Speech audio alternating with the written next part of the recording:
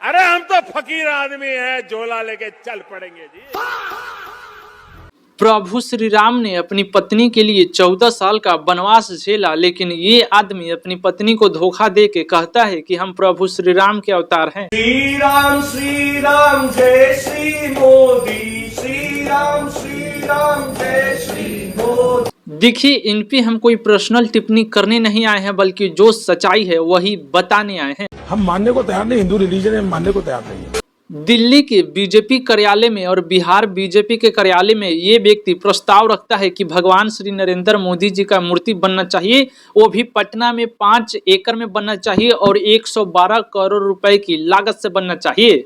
आज भगवान श्री नरेंद्र मोदी जी का पूरा पोल खोलने वाले हैं, पूरा सबूत के साथ खोलने वाले हैं। नरेंद्र मोदी जी अपने मुंह से कहते हैं कि 1947 में हमारे पिताजी शहीद हो जाते हैं और हम 1950 में जन्म लेते हैं।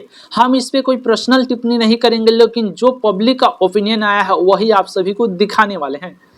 मोदी जी ने तो कहा था कि हमारे पिताजी आज़ादी की लड़ाई में शहीद हो गए, तो जब 47 में देश की आज़ादी मिली, जब प्रधानमंत्री जी के पिताजी आज़ादी की लड़ाई में शहीद हो गए, तो 1950 में इनको पैदा कौन किया? पंकज जी 3 बार हम नहीं कह रहे, हम उनकी बात का जवाब दे रहे भाई। अरे तो पहला झूठ तो इनका यहीं पे पकड़ा गया कि इनके पिताजी 1947 में शहीद हुए थे देश को आज़ादी दिलाने के लिए, लेकिन ये बोलते हैं कि हम 1950 में जन्म लिए हैं।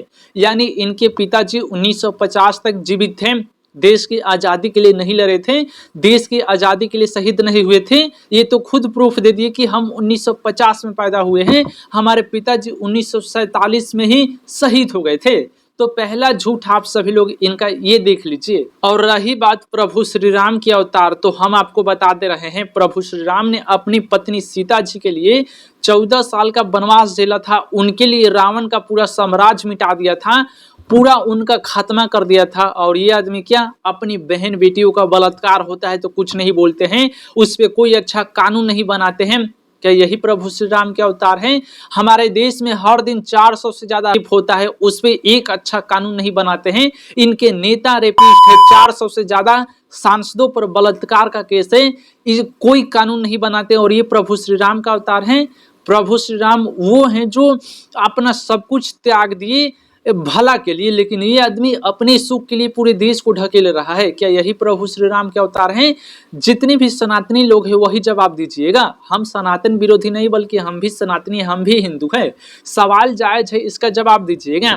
जो लोग इनको भगवान बना रहे हैं कि भगवान है, इंसान भगवान हो ही नहीं सकता। इन्होंने अपने मन से बोल दिया कि हम ऊपर से प्रकट हुए हैं। इनका 100 बात रहता है, इनके बातों पे विश्वास करने लायक है नहीं, तो ये हमेशा झूठ बोलते ही रहते हैं। कि दिल्ली के शासकों को न देश की रक्षा की चिंता है, न रुपये की कीमत की चिंता है। और सबसे बड़ी बात कि 112 करोड़ रुपए की लागत से मंदिर बनेगा। तो सबसे पहला बात, वहां की जनता को हम बोलना चाहेंगे कि आपके टैक्स का पैसा इन गलत कामों में लगाया जा रहा है, तो आपका फर्ज बनता है कि आप रोड पे उतरे, विरोध करें और अपना पैसा सही जगह लगाने के लिए बोले। जानते हैं, 1 महीना पहले की बात है, बिहार सरकार लगभग 21,000 करोड़ रुपए लोन लेती है काम करने के लिए, लेकिन वो पैसा नरेंद्र मोदी जी का मंदिर बनाने में लगा रही है। क्या ये सही बात है? नरेंद्र मोदी जी का मूर्ति बनाने के लिए बिहार के लोग पैसा दे? क्यों दे भाई? मूर्ति बनाना है तो भगवान का बनाओ, अच्छा रहेगा। माता सीता जी का मूर्ति बना दो, जिस तरीके से अयोध्या में प्रभु श्री राम का मंदिर बना, सेम बिहार में माता सीता जी का मंदिर बना दो। सीतामढ़ी में उनका जन्म तो वहीं पे हुआ था, और बन भी रहा है तो कहीं और पे बना दो, या स्कूल खोल दो, अस्पताल खोल दो। बिहार में बुजुर्गों को पेंशन नहीं मिल रहा, पेंशन दे दो भाई। भगवान की पूजा करने से कुछ नहीं मिलता, अगर वही पैसा आप गरीब को खाना खिला देते हैं या कहीं पे हॉस्पिटल में दान देते हैं, किसी गरीब का इलाज करवा देते हैं, तो समझो आपको भगवान का सुख प्राप्ति हो गया। आपको भगवान को दान देने से, दान पेटी में पैसा डालने से आपको सुख प्राप्ति नहीं होगा, बल्कि गरीब को खाना खिलाने से, अच्छे लोगों का मदद करने से सुख प्राप्ति होगा, भगवान प्राप्ति होंगे।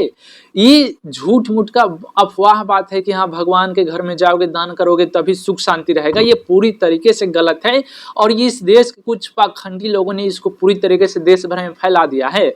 आप अपने मन से सोचो कि वहां पे दे रहे हैं, पैसा चोरी हो जा रहा है।